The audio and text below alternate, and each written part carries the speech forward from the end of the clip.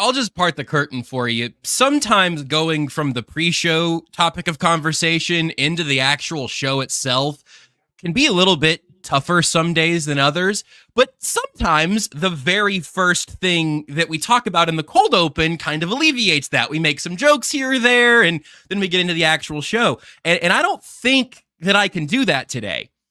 But if I did it... This is KC Sports Network, proudly presented by Emprise Bank. It probably would have sounded like that. If you did it, those jokes would kill?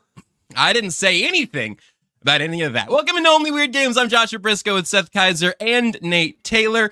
Nate, I don't think I've heard your voice yet. I think me, Seth, and Tucker were in a real rat-a-tat-tat mode as you were getting everything plugged in. How are you doing this afternoon? I almost said morning. It's 4:45. It's going well. I want to acknowledge that productivity has not been great this afternoon for myself, which is, comparable to what we discussed before Tucker hit the record button. Mm-hmm. And ladies and gentlemen, I would like to remind you, in a 14-game season, he ran for over 2,000 yards. That's amazing. And it's a footnote. I would say that's not even top 5. No, not even close. I might not be top 10. But did he ever write a book about if I had run for that many yards? No, I would have done it like that he did put up 2K. He acknowledges that, I think. That happily. Yeah. Shout out to Past Law, who says somewhere, anywhere, Hurts are at half staff. Just pull the flags a little bit down. Actually, we're going to have a moment of silence and stop running the Tom Brady ads every time I'm on YouTube. And let's bring out the vintage ads. You want to do a little throwback like Hershey's does the same ads every Christmas? You want Hertz to hop in the time machine today? Hey guys, whoever says that in the boardroom needs to be thrown out of it. Okay, the conference room, the boardroom, the Zoom room. Whoever says we need to feel that old thing again needs to be silenced. I could have chose a better word there. I'm sorry. Hey. So welcome to Only Weird Games. I'm Seth Keysor. I'm going to be hosting this show alone because I assume BJ is going to be breaking in and firing some people in the very near future. Who, Jay? Oh, BJ. Oh. Hey, I am curious about something.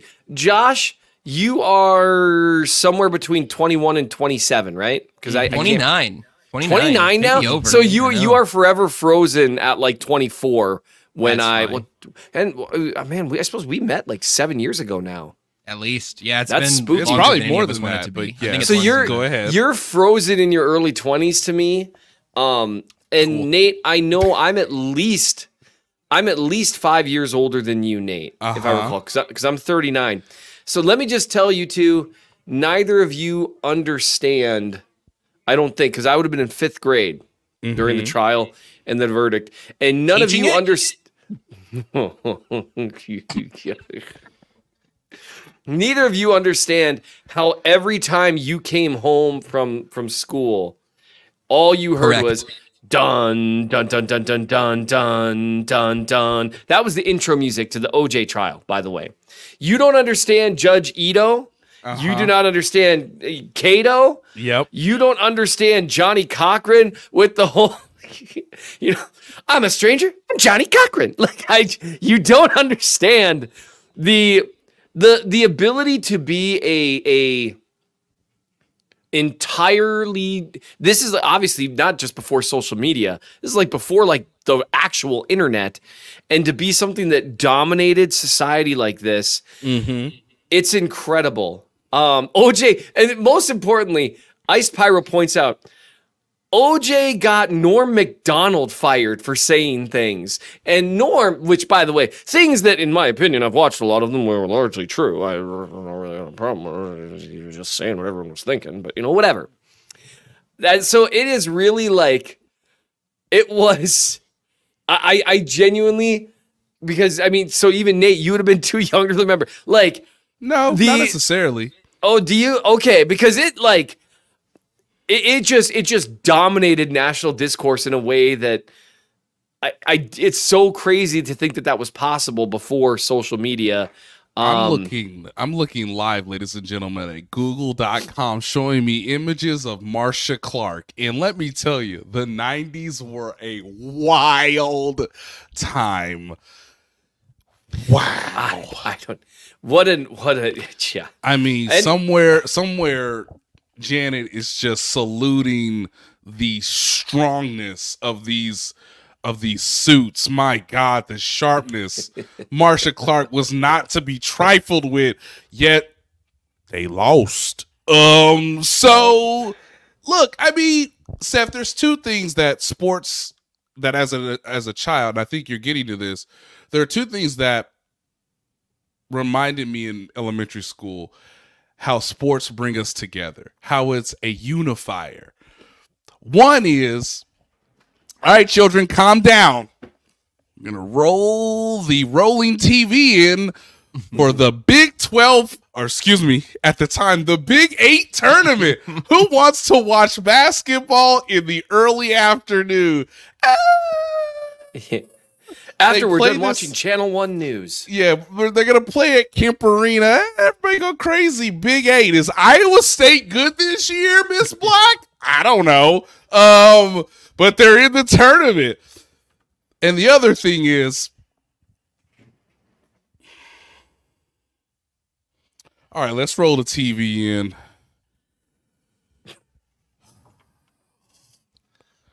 All right, kids, settle down. It's going to get really quiet, and we're going to watch The Verdict in Elementary School. What's wrong with you? That's pretty heavy. Miss Johnson! What? That occurs to me now that, I was a fifth grader, and they're like, well, let's see the verdict for this double murder trial. That's really not elementary school at all. Not appropriate. This is just dawning on me as a longtime homeschooler, which is why I said correct, Seth, when you said you don't know the feeling of coming home from school. It's like, yeah, that was enough of a sentence for me. Is that just the teachers saying, here's what I would like to watch on television today? Pretty much. Yes. Yes. That never really dawned on me, but all of a sudden, that makes sense. Hey, I don't want to wait till 5:30 for CNN or the local news. Baby, roll that TV in at 11:30 or whatever time it is. You have to understand, too, they were on the West Coast, but it was morning there, I believe, the day of the verdict. So It was like perfect daytime drama. The ratings were out of control. And you heard things in schools I've never heard since. Never. Yes. Let me tell you, people say in hindsight, well, it was a conversation starter. That is one way of saying it. Yes, there were conversations had about a lot of things regarding that case. But seriously, it had its own theme show. I guarantee you people in the comments recognize that. Dun, dun, dun, dun, dun, dun, dun, dun, dun. I don't know who came up with that, but it has lived rent-free in my head for 30-ish years. An underappreciated art form, the TV zinger. I mean, sports in particular does a pretty good job of appreciating CBS March Madness music, NBA intro music. Every major NFL broadcast since the dawn of it being on television. We've done a pretty good job with that, but I don't know how often it transcends sports and reaches into just the intro music for the OJ trial. Maybe this needed a little sports flavor. So in light of that, Rashee Rice is going to turn himself in any day now. Yeah, that wasn't exactly that wasn't the order of the rundown on purpose, but it's how the day has gone. So kind of. And we're not comparing the two things. No, I don't think he's going to evade police upon agreeing to come on a 40-mile-an-hour chase. I'm not a lawyer, Seth is, but I would advise not doing that. Listen, this can be a point of no pun intended of shifting into this conversation of realizing that there were some, don't laugh, Seth, I said no pun intended, man. There were some choices of phrasing in the Rashee Rice news that like a warrant for his arrest, it makes you think, is Rashee Rice on the run? I've seen some interesting, and Seth right now for the audio audience is shaking his head no. Obviously, I meant to imply that. Right. But there are a lot of big things in terms of, even like Nate, I saw in the article that you wrote before that news actually came out, of the arrest warrant being put out. You know, there's punishment of up to X jail time. There's a lot of big numbers and sort of aggressive terminology throughout all this that we should talk about here, and hopefully Seth can help us decode some of it on the lawyerly level, and Nate, you can help us from everything else that all comes together here. But I'll read from the original story here on WFAA.com, Channel 8, ABC in Dallas, I believe. Would be weird if it wasn't. Didn't they drop the story at 4:58? If my literally published exactly, Nate. Yes, 4:48 p.m. I'm out here trying to coach some youth boys soccer. Yeah. And come again, how many charges? Yeah. What? So go ahead, Josh. And by the way, walk through that. Perfect local television. Just, yeah. So obviously there's connection between the local police department and the local television station, to where, how did they get this at 4:58 leading into the 5 o'clock news? Just chef kiss everybody involved in Dallas. So here's the first couple of paragraphs here from WFAA in Dallas. An arrest warrant has been issued for Kansas City Chiefs wide receiver. You know what? I'm going to make one quick note that it probably doesn't matter, but this story has definitely been updated. And this is me being absolutely pedantic from an editorial perspective, because the subhead of the story originally said Rice has admitted to driving the Lamborghini that was involved in the crash. He has one day to turn himself into the police. And I took a screenshot of that and texted it to a fellow friend in journalism. Said, wow, 24 hours to become the police, to turn into the police. That doesn't feel like very much time. That typo has been corrected. So the story has been updated in some form or fashion. Probably not in meaningful ways, but I'm reading the most updated version from the website right now. In space to space police would be how you would expect Rashee Rice to handle that. Who was that journalism friend, Josh? I'll tell you, it's not a secret. I just sent it to him, and then he didn't immediately get the joke, and then I felt dumb, and then he felt dumb, and then we figured it out. No. But it's okay. So here's the story from ABC in Dallas. An arrest warrant has been issued for Kansas City Chiefs wide receiver Rashee Rice in connection to his involvement in a multi-vehicle crash on US 75 in Dallas in late March. Rice, 23, now faces 8 charges in the case, 6 counts of collision involving bodily injury, 1 count of collision involving serious bodily injury, and 1 count of aggravated assault, according to the warrant. All of the charges are felonies. Collision involving injury carries a penalty of imprisonment in the Texas Department of Criminal Justice for not more than 5 years, or confinement in the county jail for not more than 1 year, a fine not to exceed $5,000 or both. Collision involving serious bodily injury, a 3rd-degree felony, carries a punishment of imprisonment in the Texas Department of Criminal Justice of not more than 10 years or less than 2 years. Aggravated assault, a 2nd-degree felony. That's an important thing, just on a side note. Nor less than. It's setting your range minimum there, right? Right. Yep. That's called a mandatory minimum. Okay, keep going. Sorry. Aggravated assault, a 2nd-degree felony, is punishable by 2 to 20 years in prison and a fine of up to $10,000. So that's what all of those things sound as bad of terms as you could deliver in a situation like this. Seth, you've already kind of leaned to one detail there. Also, I mean, this just got tweeted. The story there noted that the driver of the Corvette, Theodore Knox, is a corner on the current SMU football team. Tweet just came down that he has been suspended from SMU. According to Clayton Holloway on Twitter, Rappaport just retweeted it, that Teddy Knox has been suspended by SMU, the other driver there involved in the crash. So there have been several of these terms were not in the original story, and so again, that's the most up to date thing. Go ahead, Nate, what you want to add, and then Seth, you can take it from there. Now, Seth, this is me be nefarious, okay? Just to let the audience know, this is all nefarious Nate right now.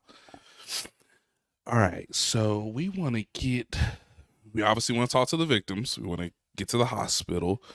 Did you say, what was it again? Aggravated assault? Yes. Like serious bodily harm. What clears the threshold? Okay. Now, originally, in the original story down there, they said, hey, everybody's going to be fine. A couple people went to the hospital. All right. young sir, young man,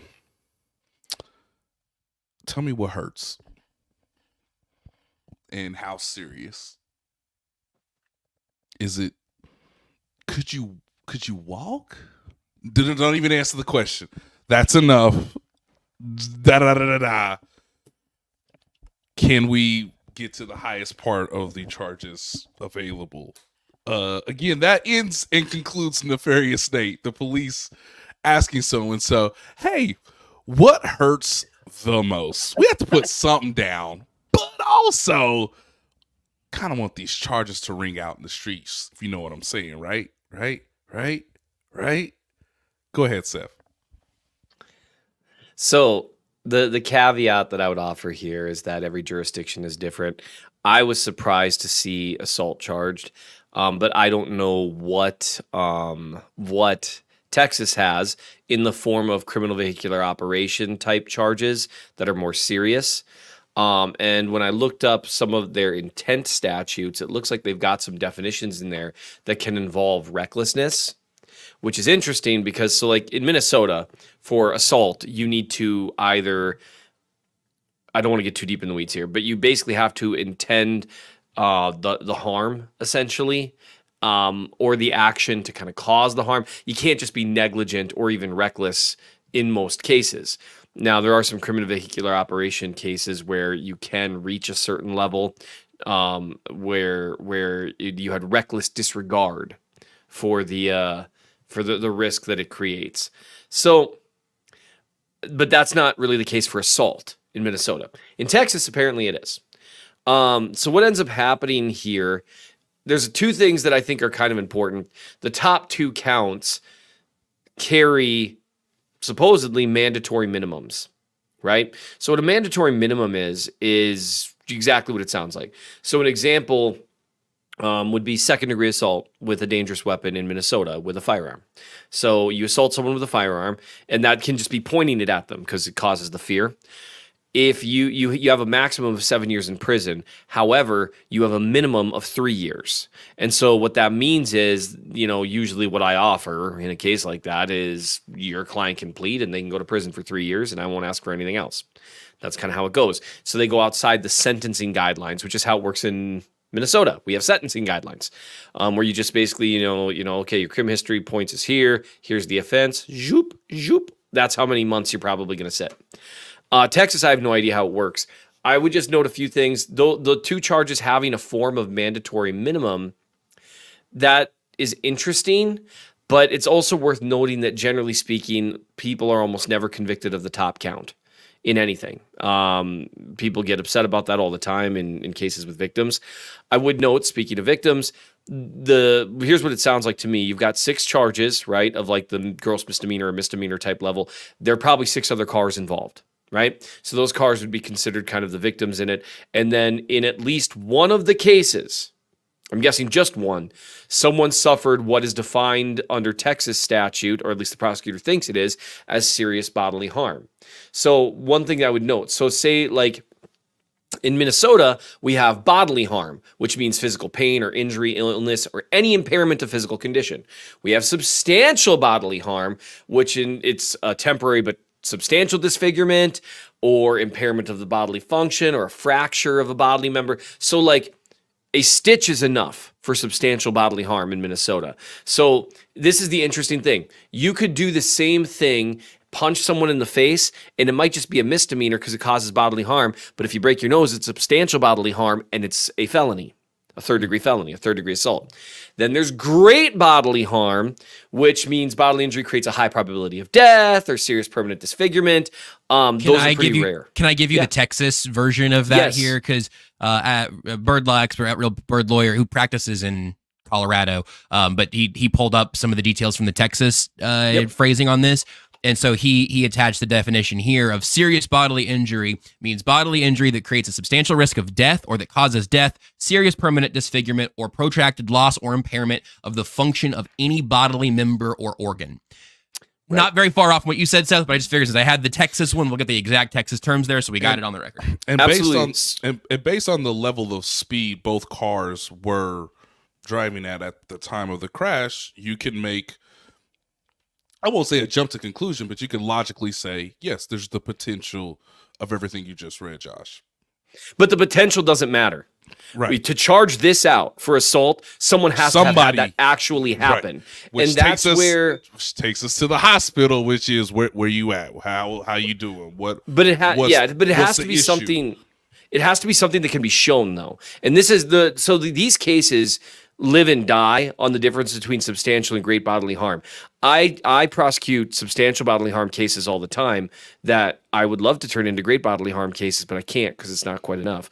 And so the difference in Minnesota is like the difference between maybe someone going away for a year and a day and someone going away for like 7 to 9 years. And that's just what happens. I had like 8 cases just flash in front of my eyes just now. Sorry. So that's where these things turn. And so here's what's interesting to me, like a permanent disfigurement.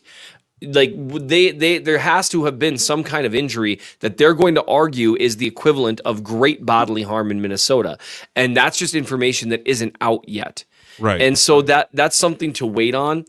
There was nothing reported at the time in terms of there being like anyone in critical condition. Correct. That is not what we're talking about here now. It's not were you in critical condition at the time of the accident. It's everything we just defined.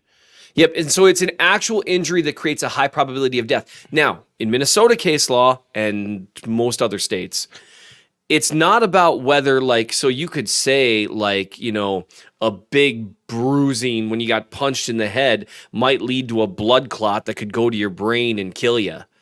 Sure, that could happen, but that's not that type of injury. It's one that has a high probability of it, that type of injury. And it's not, hey, you hit me in the head with a bat, that could have killed me. What type of injury did it cause? That's what it comes down to, not what type of injury it could have caused. So someone got hurt more than what we've seen reported, or at least the prosecutor thinks that. And that's where you get those 2 extra charges. Those 2 extra charges that you have, the 2 felonies, those are both related to one of the 6 misdemeanors or gross misdemeanors or whatever. There is an additional thing in this report that may refer to the person and to the injury they'd be talking about here. Mm-hmm. Talking to a husband and wife couple who are among the victims in the crash. Quote, she had a very big laceration on her left eye. She's got several stitches that were put in at the hospital, and the eye socket is completely swollen and black and blue. That's the only thing I've seen so far in terms of a description of an injury. So I guess we don't know that that's what it is. But Seth, you mentioned that stitches could qualify. That is now in that WFAA story. Stitches can qualify as substantial, not great. And the definition that they're using is the same as great. So it has to be something that could kill you, basically, or something that's like a permanent disfigurement. Now, maybe their case law is really generous on what great bodily harm is. Minnesota case law is very strict on that. It's genuinely tough. What I would just say, I think, I could be wrong, generally speaking, some prosecutors, and sometimes I'm that prosecutor, will charge out the max that they can charge out. If they think it's a case that might be particularly litigious, or if it's a case where it's a particular issue within the community, certain things like that. What I tweeted out was that it's an aggressive charge. Right. And I think a lot of people took that as I was like criticizing the prosecutors. Look, I don't have the reports. I don't know. I might, if I looked at the reports, be like, oh yeah, that makes sense. But it's worth noting a complaint, a criminal complaint, is the charging document. This is what we think happened. We believe we have probable cause for this. And what people end up pleading to, and everything Rashee Rice's attorney has done to this point, indicates that they don't plan on having a trial here, that they plan on trying to figure out some kind of plea agreement. That's why the damage. Yeah, minimize the damage. Yeah, damage mitigation, where you don't really think that you could necessarily fight the case. And by the way, people that are like, well, he's already, well, he was on video, he was this and this, and like before, like his attorney like allowed him to publicly admit. Let me just tell you, just because a video made the rounds on Twitter doesn't mean a jury would see it, because you have to lay foundation for that video. And if you can't find the exact right witness and who took that exact video, and they're not willing to testify, like juries usually see like half of what we got, if that. because it's really hard. Remember the Johnny Depp Amber Heard trial, the objection hearsay song? Everything's hearsay. Everything's hearsay. It's tough to get things in. So the way they've seemed to have had him doing it is going towards we're not going to be fighting this, damage mitigation. And the hope, I'm assuming, would have been maybe they'll take it easy with the charging. That hasn't happened. I'm surprised it was issued as a warrant. I was told by a few people who practice in similar type areas that that's actually pretty common for them to issue as warrants in the Dallas area. So I wouldn't read into it that he's on the lam or anything like that. What'll happen is it gets issued as a warrant. He'll report. He'll be booked. They'll issue some kind of probably relatively nominal bail, considering that he's cooperative, and then he'll be released again. And then the real case kind of starts. So there's some stuff to take from the charging in that, at least on the front end of the case, they're not going to go easy on him. But there's a significant possibility, in my opinion, I could be wrong. We could see this could be a look, man. This has been a problem in our community. We don't take it easy on anyone in this. We are going to make an example of you. Could be. But there's also a very reasonable probability that like the 2 felonies that are charged out get turned into less serious felonies without the mandatory minimum or whatever their departure laws are. Just because something says you have to do it a certain way in statute does not mean that's the way it plays out boots on the ground in court. There's always departures. There's always agreements that go this, that, the other. So I wouldn't read too much into it about the final disposition. And here's something that I really want to stress to people. Regardless of what gets charged out, it's still the same behavior. And so your opinion on what he did, in my opinion, and maybe it's because I just look at this stuff every day, shouldn't really be worse because he was charged seriously, or shouldn't be better because you think he was charged too seriously. What he did is what he did. Mm-hmm. And it was, I how many times I can say dangerous, stupid, selfish, arrogant. I do think criminal. And at the same time, I'm still not going to lump a 23-year-old idiot and that what he did was idiot. That was idiot and stuff. Idiotic. There it is. The behavior and the decision is idiotic. Completely moronic, stupid, selfish, dangerous, criminal. But I'm still not going to say that puts someone on the same level as people that are committing other types of offenses where the harm is intentional. For me, and maybe that's just me because I delineate too much. I live too much in that world where I see too much of that. I tend to make that delineation. So that's a little bit of it. I retweeted a thread. Birdlaw's got a thread too, where they kind of talk about a little bit the ins and outs. I wouldn't gauge too much about what the final disposition will be or what the NFL might do. The Shield is kind of weird in that you never really know what they might do. Like Frank Clark committed a couple of felonies in California, and the NFL was like, we don't care that much. You might commit a misdemeanor domestic assault, and they're like, nope, you're suspended multiple games. And by the way, I get that. Like, that's fair. There's just not a super obvious guideline for stuff like this. Correct. I can't help in this regard. When the league sees the charges, when the league sees the video, which we've talked about before, video playing perhaps a more prominent role than it should, or that people realize, the league has seen the video, regardless of what jurors may do. The league has seen it many times. Yes. Right. The league has seen the video. They have responded more harsher to incidents on video.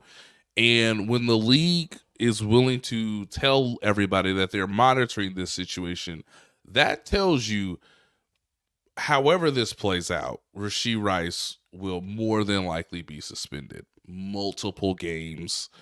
And the belief is, by having photo evidence, video of him fleeing the situation and then about facing to cooperate with authorities, that is still putting people in danger, which is what I wrote in The Athletic a couple days ago. By putting anybody in danger, he has already violated the league's personal conduct policy. And by, you could assume at the time, evading responsibility in regards to law enforcement, that's another violation before you even get to how legally this concludes. So he will be suspended most likely. And because the league has seen the video and the league has told everybody that they're monitoring this situation, it's I can almost guarantee he'll be suspended. It's just whether it's going to be something like a 2-game thing or an 8-game thing or something in between. And that would be my guess. Like people that are like, oh, he's going to be banned from the NFL. He's going to be suspended for a whole year. That would surprise me just as much as like him serving a couple years in prison would. At the end of the day, it'll be interesting to see what the Shield does, because it's obviously they don't want to make it seem like they don't care about it, but it is a different type of conduct than what they've generally gone after. Mm-hmm. All right, there you go. So I think we did what we could do there. I'm going to do all of us a favor, and we're just going to take a good old-fashioned break, and then we'll come back, we'll reset, and we actually will spend the rest of the show talking about wide receivers, one of whom is also on the roster right now. I will admit my absolutely self-destructive love affair with Kadarius Toney, and Seth will tell you about Brian Thomas Jr. We'll do that on the other side of the break. We appreciate you supporting KC Sports Network by listening to our podcast. You have helped us become the highest-ranked Chiefs podcast network in 2022 and 2023. And don't forget about our daily Substack newsletter, the best written analysis you can find on the Chiefs straight to your inbox every day. kcsn.substack.com. High usage rate for you today, Seth, because you have a new piece up in the Chief of the North newsletter. The Know Your Draft Crush series continues. You continue to scout and review wide receivers. The most recent version up there, mnchiefsfan.substack.com, is about Brian Thomas Jr. Another great place you could read about him and every other prospect of note in the 2024 NFL Draft would be in the KCSN Drafts Guide. I would suggest that as an imperative piece of information you need to have at your side from this point all the way through the UDFA process and then beyond, honestly. It becomes even more useful for the guys the Chiefs either pick or sign once you know who they are, but you also can prep through this process. Now, Draft Guide's unbelievable. Make sure you've picked that up if you haven't already. I've begun perusing through it, but I am by no means done with even the pre-draft prep there. But Seth, I did very much enjoy going deep into the film of Brian Thomas Jr., and I'll tell you this as my tease for your story. I think this is the first time that I maybe fell in love a little bit during your series this year, and then also had my heart broken a little bit simultaneously by the realization that he'll be very unlikely to be a Kansas City Chief. We can talk about the process of that later, but tell us about Brian Thomas Jr. The first thing I'll say about Brian Thomas Jr., because one of the first things that people asked me was about MVS comparisons, because he's a tall, lanky, deep threat. And I'm sorry, what? That's what I was asked about. Huh? And so here's the issue with that comparison. Well, for one thing, one's a pro who's shown he can be a productive player at the pro level. One is a projection. So that works in favor of MVS. The difference primarily between MVS and Thomas is so I'm looking at all these receivers, look at the same thing, but when we talk speed, acceleration, and agility, those are three different things. Deep speed, think MVS. Acceleration, think Rashee Rice. Agility, think every white receiver ever, except Lad McConkey. Right. Oh man, someone called him Mick Honky, and it's all I can hear now every time I say his name. It's McConkey. It's like, no, I'm really saying McConkey. It's like, yeah, I know McConkey. It's like, no. Anyway, so You made it worse. those are all different things, and they all serve different purposes for wide receivers. The thing that would separate Thomas, he's got great deep speed, but he also has really good acceleration. So he is a bit of a strider, but each step that he takes, you can see him revving up. And he is, there's a lot of guys like this in this year's draft, but he is if I'm leaving guy who just runs away from defensive backs. He's got great length. So he's difficult at times to try to be physical with because he can swat away hands, but he doesn't necessarily play that way. He's much more smooth than MVS. At least with his college tape. That's the caveat for all of this. He's very fluid in space, and he's also fluid at the line of scrimmage where he dips his shoulder around contact really well without losing speed. And that's a huge deal because everyone looks fast when no one's touching them. What can you do when someone is standing in your way? Because players, unless you're the Chiefs, whenever, I don't remember what game this got called on a Chief this last year, where a receiver just literally ran into him and they called it. They don't have to get out of your way. And so there's going to be some contact, some jostling. Are you able to dip your shoulder around it and maintain speed? And he can. And so that's what a differentiating thing. In my opinion, his floor would be an MVS type player when MVS has had good years. I would also say something Thomas shows, and this is what you're going to hear me talking about all the time with deep ball threats. How do you track the ball? Are you able to run it down in midair? I had a bunch of Mizzou fans get mad at me because I shared a clip on Twitter. He's basically running a post. He's looking for the deep ball, but the ball went beyond him as though he was running a 9. And so what he has to do while turning and looking over his shoulder, he's got to straighten out the arc, I guess, of his route to where he's running more towards the back of the end zone than the goalpost while still sprinting, right? And looking at the ball and tracking it in. And he can do that without falling over. Here's the deal. Try it sometime. Try sprinting while looking behind you. That's hard to do. That's one reason why I really liked what I saw with A.D. Mitchell and Xavier Worthy as guys who might potentially be able to threaten down the field, is that they adjust well to it. And the difference between Xavier Worthy obviously ran a faster 40 time and his speed jumps out a little more than Thomas is, and it should because he's insanely fast. But Thomas doesn't have those size limitations. He's 6'2", I want to say. And the thing with Thomas, he wasn't asked to run a really detailed route tree, but you see a little bit of quickness in him. You see that explosion when he plants. You see a little bit of change of direction. You see all that he needs to be a complete route runner. And that can separate him from pure deep threats. Even just a pure deep threat is useful. Very useful.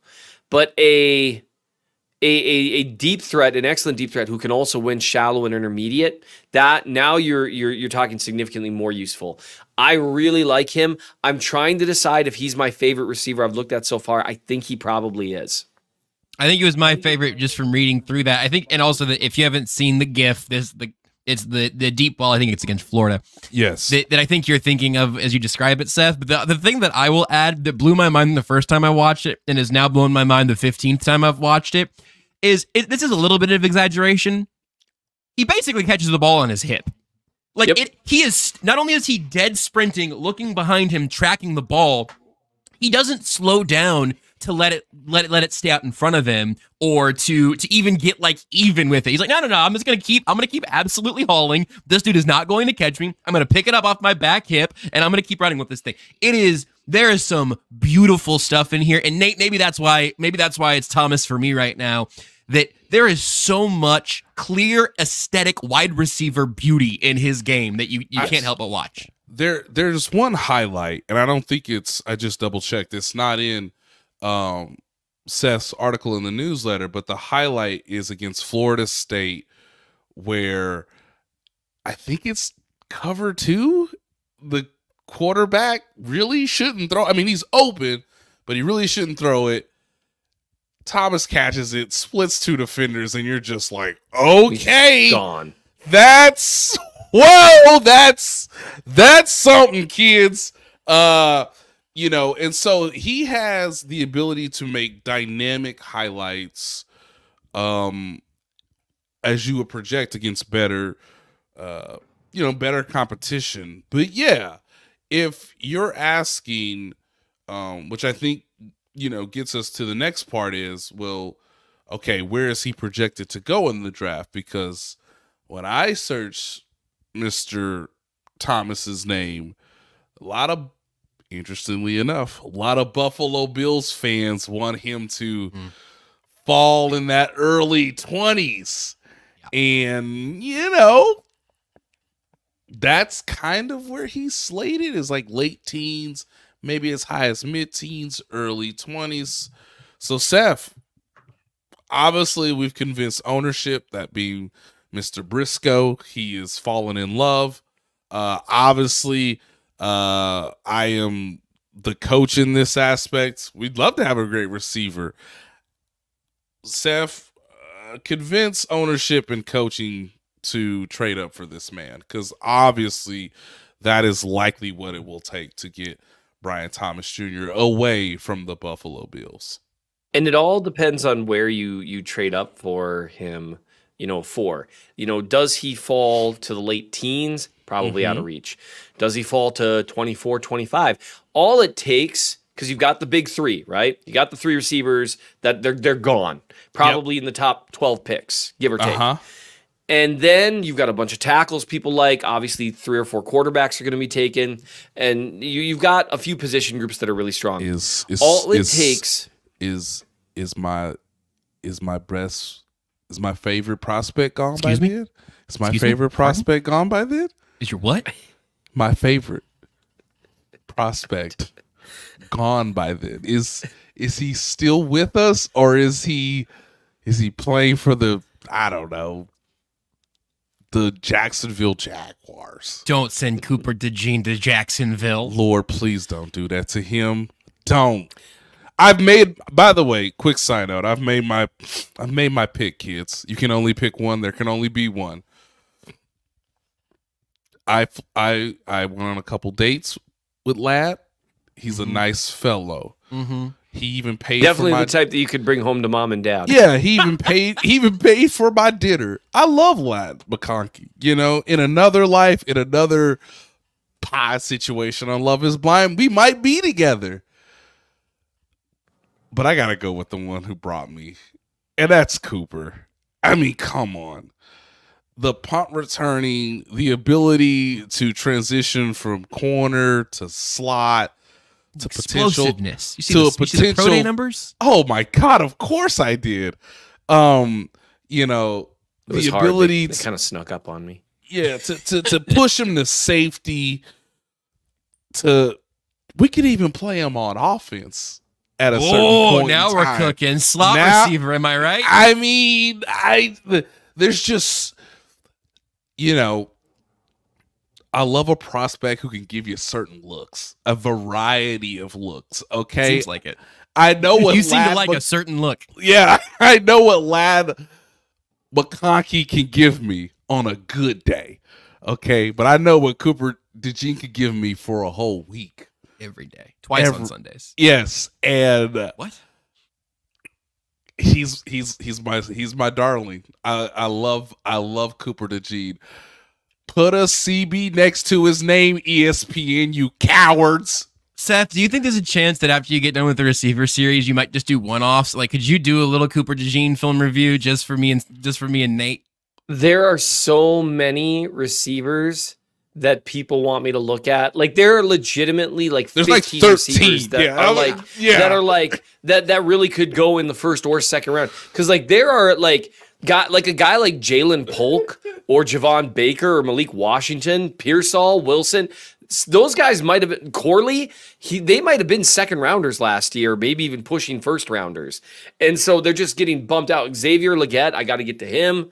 So I don't think I'll have time because I just there's so many of them. And honest to God, if I do this a third year in a row, and I again don't get around to the guy the Chiefs draft, I'm gonna feel really stupid. And that's the beauty of draft season, baby. The beauty of draft season is falling in love to not get the rose and be heartbroken. Yep, that's because Christian Watson. Man, I knew you'd be good. I knew it. You did know. Oh, and that is the beauty of draft season. But here's the thing with Thomas that I would just note to people, because there's a lot of he'll never fall that far to where the Chiefs can grab him. I think when you've got 3 guys already that are guaranteed to go before him, and you've got a kind of a goofy draft with a lot of just a lot of goofy things, you just never know. All it takes is one team falling in love with A.D. Mitchell and one team falling in love with Xavier Worthy or Lad McConkey or Troy Franklin. Like there are multiple other guys that are considered potential first-round picks. Or Xavier Legette, who, again, I don't see the league after one really big season. They're more cautious. But, like, I've watched some of his tape, and I'm like, good God. Like, he looks like he's an alien. And so that's the big thing with Brian Thomas. I think there's a chance that he come out last year with the exact same tape, he probably would have been wide receiver 1. Oh. But he's coming out in a draft with three other guys that would have been wide receiver 1 in most years. Honestly, neighbors in Rome are both just like, hey, Marvin, what's your problem, man? Like, why'd you have to? But yeah.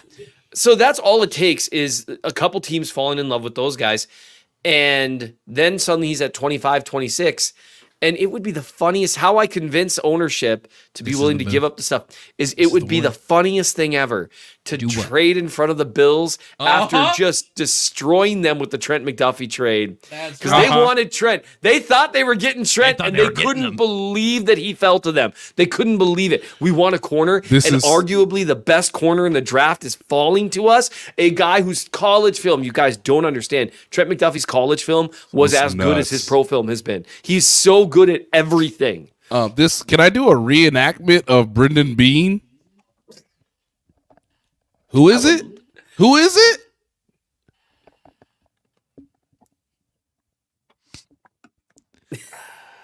This is a heavily visual bit here. Nate, his jaw is agape. He is running his hand over his face. He is sort of tugging at the chin hairs a little bit, kind of feeling. Oh shoot! We got our own video crew inside the draft room, and I gotta.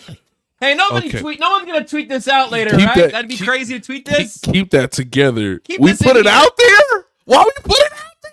Are we live? What's going on? By the way, guys, shout out to the Bills video department that was like, what if we don't show them this and put it in there? Because then it'll make it look like we got the better corner, even though they traded ahead of us and got the better corner. But that might make our front office look stupid. No, it's how you flip it. Bro. You see the kind of spin I'm putting on it? We're getting retweeted for this. Yeah, we clicks, baby. Clicks up. And by the way, sponsorships. We gotta tell Mixed Tires in Orchard Park this how many views he getting on YouTube. And the only way to get them views up is to tell people, sure, the Chiefs may have traded up in front of us, but Mick, we stay where we were. And look at how Brendan Bean pivoted from getting duped. He got Kaiir Elam, who has been active at times. Active for several NFL games. Numerous NFL games. Not all of them, but a number of them. Can I read before we get to how much we were willing to trade for Brian Thomas Jr. to only have our hearts be broken? This is one sentence from the KCSN draft guide. Are we ready? Wow, can't wait. Hit me with it. It is on Cooper DeJean's profile under strengths. Are we ready? I don't know who wrote this copy, but they got me in a tizzy. One sentence, kids, on Cooper DeJean via the 2024 KCSN draft guide. Quote, DeJean is a high-level competitor who plays with passion and is tough and is physically supporting the run. I'm sky high out of my trousers. Give me Cooper DeJean, damn it. Good Lord. All right, so we're trading up, right? You can get at the KCSN draft guide. It's available now across. Everybody's tweeted about it. Craig's the DB guy. Shout out to Craig. He's got me emotionally smoking a cigarette right now. I don't know if that's true.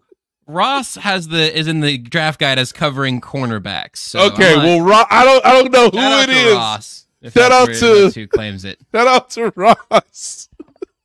I'm not gonna say what I said before, but guys, one sentence. Say no. Shh. Say no more. Say no more. But we got corners, Nate. I don't care. I'm ready to be heartbroken. Ready to be heartbroken. It's the only corner they could take in the first round that would not surprise or offend me. Because I don't need to do that.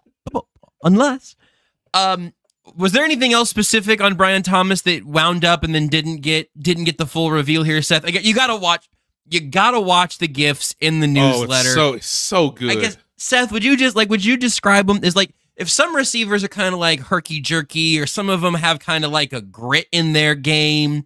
I don't know. Is there like one adjective that might apply to Brian Thomas Jr. in a major way? Smooth, baby. Just smooth. He what is moves. It? Honestly, sorry, that appears many times in the story. What does that mean? Why does that jump out to you as the thing where that it's smooth? He's smooth, baby. He's smooth. He doesn't lose speed when he changes direction or when he makes contact. And that's a struggle for a lot of guys. So having that kind of flexibility is a big deal.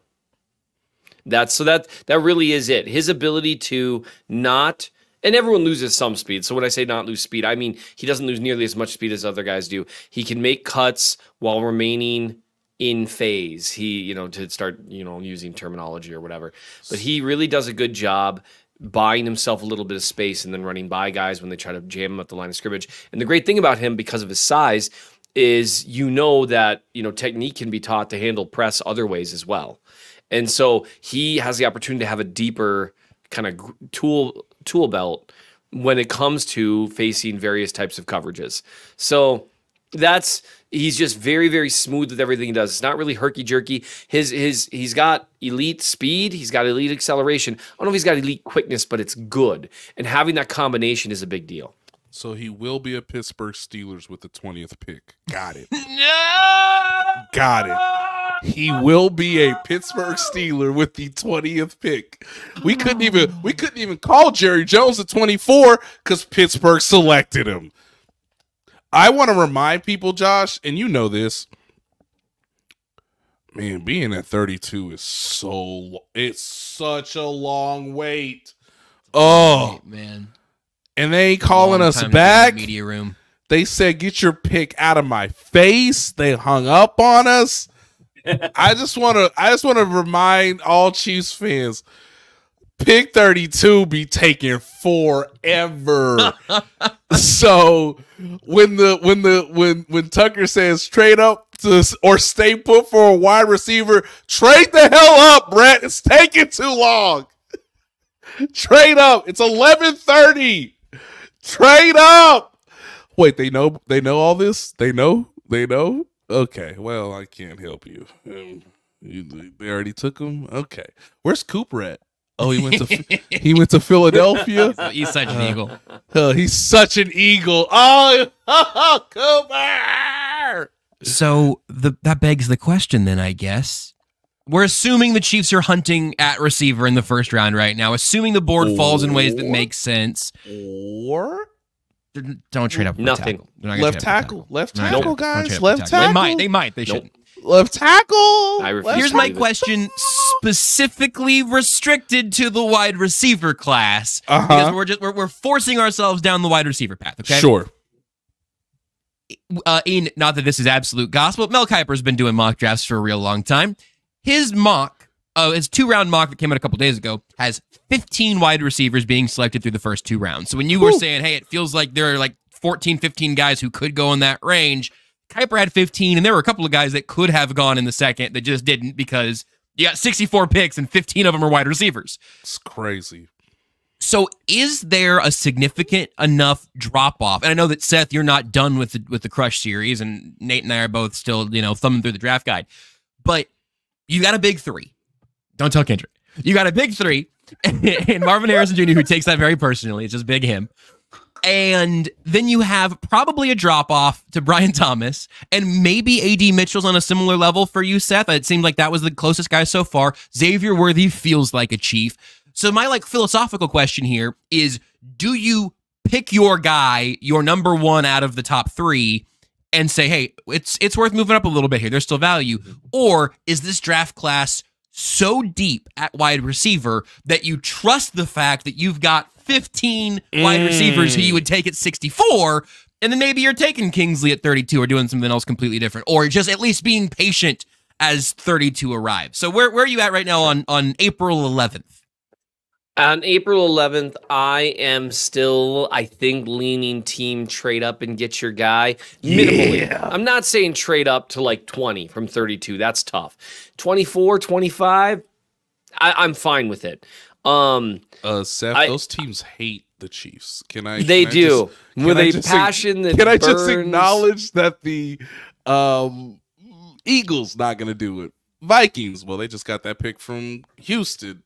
Dallas, and they're using that to trade up for a quarterback. Right. Dallas didn't accept a trade last year. Green Bay Packers, maybe at 25. It's Tampa at 26. You Tampa at 26. You're like, hey, we have no beef here, right? Like, you beat us in the Super Bowl, we're fine. Right. Because after that, it's not good.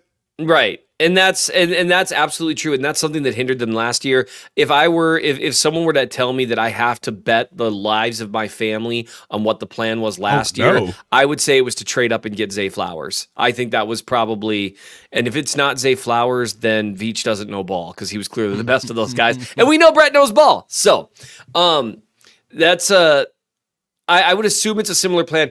For me, right now, so, like, if I were to think of the guys that I've watched so far, I would rank them as Thomas, Mitchell, Worthy, McConkey, Coleman.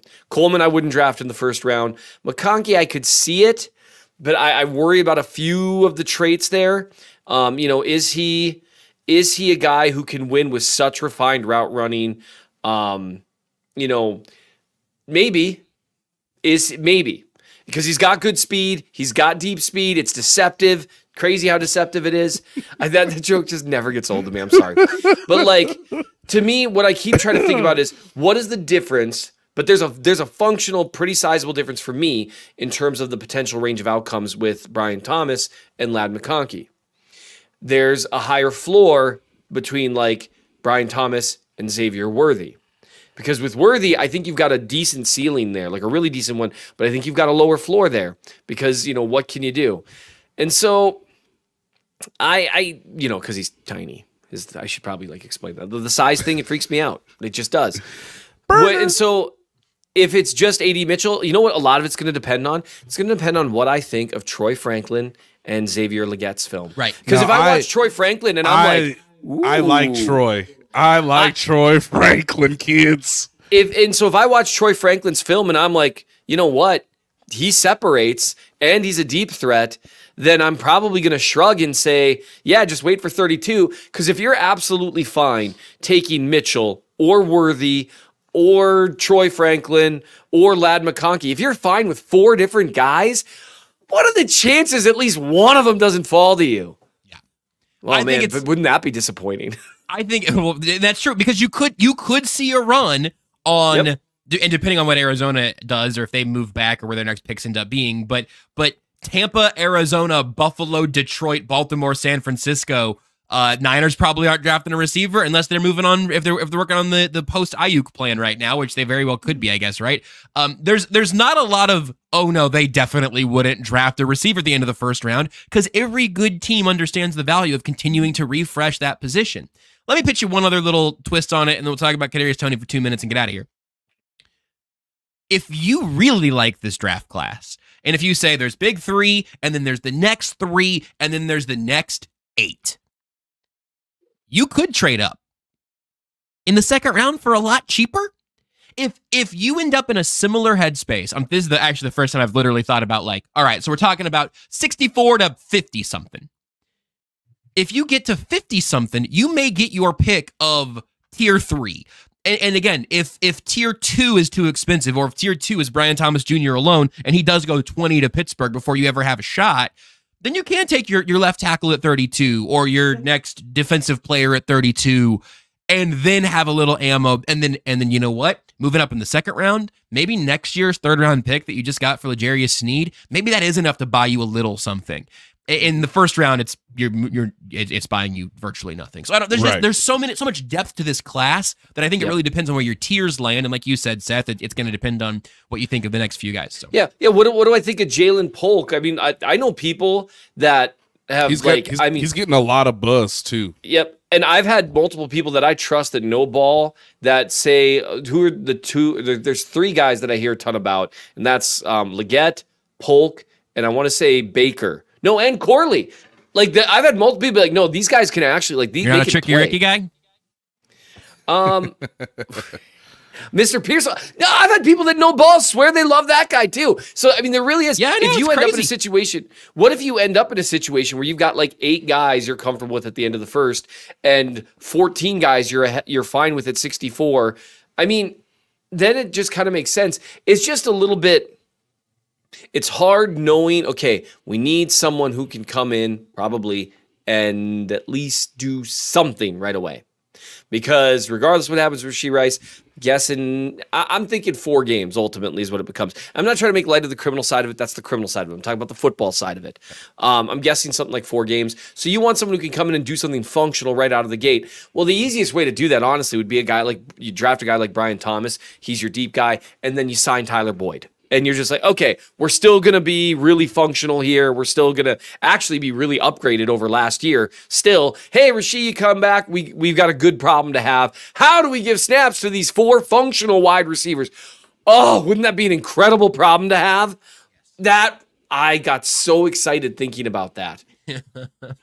All right, Josh, you've taken a break. Oh man, we got to talk about this. You've let the time sort of slow things down. We took some space. But then you saw him. You know what I realized just today, on social media, and you thought it might be good to reconnect. I saw him on social media yesterday, 2 days ago, whenever that was. And you know what I saw today that spiced it up even more? I saw what he was wearing. I don't know if you guys saw what he was wearing. Here's what's happening, folks, and this isn't me problem, and this isn't me telling you what to do or how to feel or how to be. In fact, I'd say live a different life than the lifestyle I'm currently living. But I don't think I can quit Kadarius Toney, and I'm back. I'm back. All it took was an Instagram story, but Hollywood Brown has the Instagram story of him in Texas working out with Patrick Mahomes. Hollywood's lined up. He's ready to go, and behind him, in a Patrick Mahomes Adidas hoodie, it's the Patrick Mahomes logo on the front. Yes. Kadarius Toney's there in Dallas catching passes from Patrick Mahomes. We're back. Back. Listen. We're back. Does this guarantee a damn 1,400 yards, 8 touchdowns? No. It guarantees nothing in the positive. Do you know what it does tell me though? I can't look at you guys. I'm gonna look away and then talk about this. 1,400 yards, 8 tutties, no drops. Do you know what it does mean though? It means that he's still on the team. Yes. And it means that he is getting the invitation to Patrick Mahomes' secret Texas workouts. Correct. And it means that bridge is not completely burned. Much like we were all wondering, hey, Clyde Edwards-Helaire was like a healthy scratch after last year's Super Bowl and then wasn't there for the parade. It's like, oh, yikes, dude, is that over for Clyde? Nope. Comes back, he's around the next year, has a bigger role, signs again this offseason, bada bing, bada boom. This, to me, with Kadarius Toney, only means that he is still eligible to make the team in 2024. It is not a foregone conclusion. It is not an automatic trade for a 7th round pick before the draft. He's not an automatic training camp cut. If he gets to camp and he's hurt, or he's a dingus, or he drops the ball a bunch, or they draft 2 receivers they like better, he and Sky Moore are in similar spots for me where they could still make the team and have a role in 24, or they could get cut at the end of camp, and neither thing would totally shock me. But I know that there's a chance. I know there's a chance for Kadarius Toney, and nobody else is buying this cryptocurrency. Nobody else is buying Kadarius coin. And so I'm thinking, you know what? Here's $5. Give me $5 worth of Kadarius coin. I want it.